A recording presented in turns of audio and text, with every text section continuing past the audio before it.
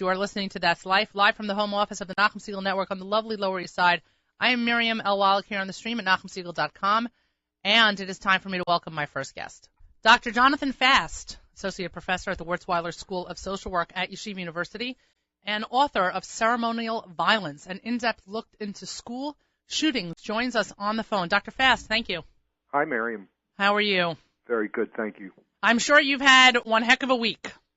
It's been busy. There have been a lot of requests.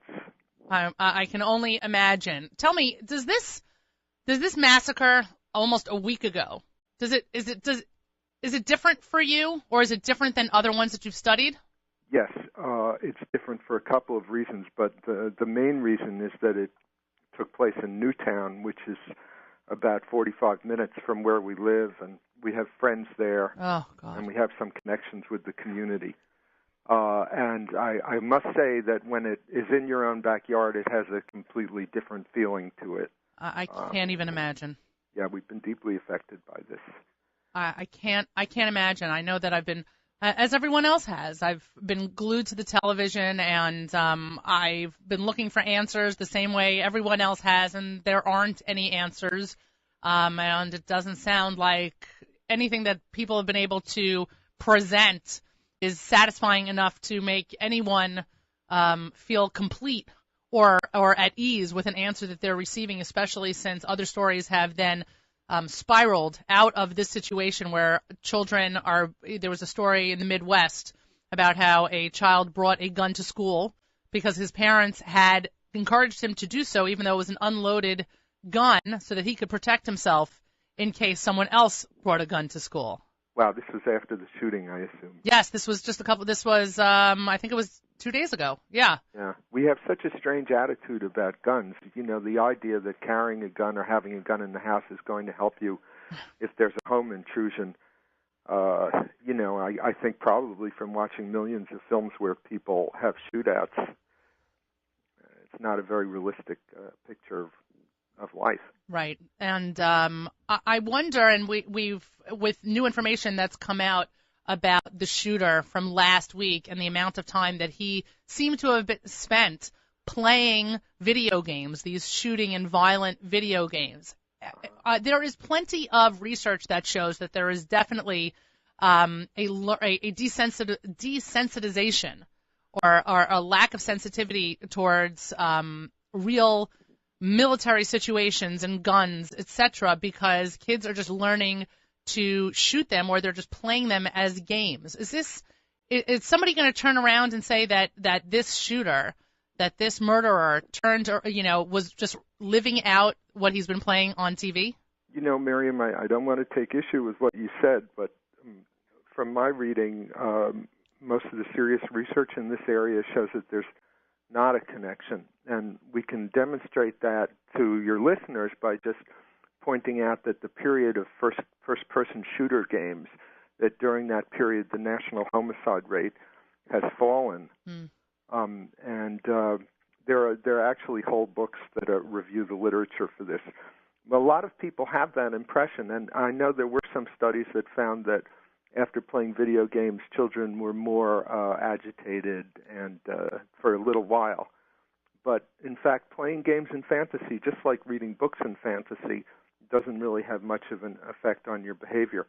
If we're going to look, however, yeah. I'm sorry if I may go No, on. No, of course, I'm sorry. If we're going to find sociological reasons for this, I think we need to look in a different place. We need to look at the pressure that we put on our kids to perform what they need to know to be effective adults in this information and technology-based culture that they're growing up in, and the amount of conformity that we expect from them really isolates children who are a little bit strange. And I think that's the place where we should be looking. I appreciate you clarifying that. I really do, because even listening, watching the news yesterday and the conversations that I'm watching on live television, on morning shows, etc., where where people keep going back to this playing out of this realistic moment of living out what they're playing, what kids are playing on these games, and whether there really is a transference. Is this just our need as a society to to find an answer, to find a motive where there really might not be one? I think there's a motive, but I think we are looking under the wrong lamppost, so to speak. That's. I think. Wait, I got to think for a second. You say something. All right, let's go on to something else. You got it. Back to this. And that's not a problem. Middle-aged brain syndrome. That's trust me. I'm not middle-aged yet, but I'm not functioning any better than you are. I can't. I honestly can't think about anything else this week. And even just putting my kids on the bus Monday morning took such an act of, I don't even know if the maturity, I think, was the only word I can come up with. And putting my kids on the bus and knowing that that last Friday was the act of a madman. You had to keep telling yourself that they'd be safe, that this was an unusual occurrence.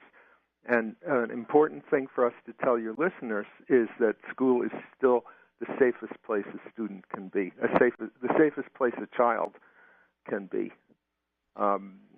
Despite, school rampage shootings are acts of terrorism. Right. They're very rare. There are very few children who have been killed during school shootings compared with drunk driving accidents and other kinds of traffic accidents.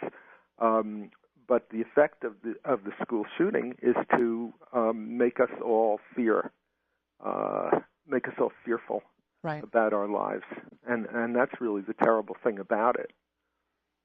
We send our kids to school, and it should be such a normal thing, such an easy, everyday, commonplace part of our routine, and somehow or another, even 4 days later, 4 days into this week, I should say, I still just want to go pick up my kids, and it's irrational. I understand it's irrational, but and by the way, I also know that it's only for my benefit, not for theirs. I mean, my older kids, and I use that term loosely because my oldest is just a freshman in high school, but my older kids understand what I shouldn't say that, know what happened. My younger kids have no clue. So my being irrational, going to school, picking them up, or just going there, excuse me, is really just about my needs. How old are your younger kids?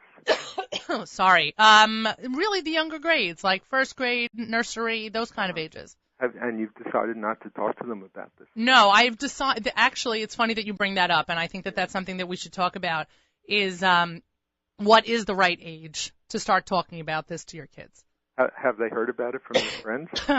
They've heard about it because my kids have heard about it, actually, because we have discussed it at their levels, depending on their age, peripherally, meaning we knew that they were going to hear things on the bus. As I say all the time, education begins on the bus, and I never want my kids to hear things from other kids when they should have heard it from me. So I've discussed certain things with the kids based upon their age level and what I think that they can process and what I think they either need to know or not need to know. But they all came home from school. I should say the ones who were in elementary school, and definitely the one who came home from high school, came home on Monday saying that their principals had spoken to them, that school was a safe place, and gave them basically an opportunity to ask questions if there were any that they could answer. Right. That sounds good. Yeah. Sounds like a good school. No, thank God. It is a very good school, and it's actually a school that's still reeling. My kids all go to half-term. It's a school that's still reeling from Hurricane Sandy. We still have a lot of displaced families and a lot of displaced kids and a lot of students who have, unfortunately, their own stories of escaping either on surfboards and different situations where their belongings were floating away and they just floated with them in order to save themselves. And it was just so there's been a lot that these kids have had to cope with in the last 7-8 weeks. And so now hearing this, where they've been going to school and that's been their normal. Going to school has been their normal, and now hearing stories about this tragedy in not a remote place. Connecticut is not a remote place. It is part of the tri-state area, and our kids know what the tri-state area is. It brought it so close to home that, frankly, we felt it would be irresponsible not to discuss it with them. Right. So, and what you don't want to do as a parent is you don't want to create a feeling that it's a forbidden topic, because kids are very good at picking up these subtle signs. And if they sense that you're uncomfortable speaking about it, or that you don't want to speak about it, they'll move away from it. But it's important I think it's important to tell your children what's going on, and not in a particularly dramatic way, but just to tell them the facts and that these things happen, but that they happen very, very rarely.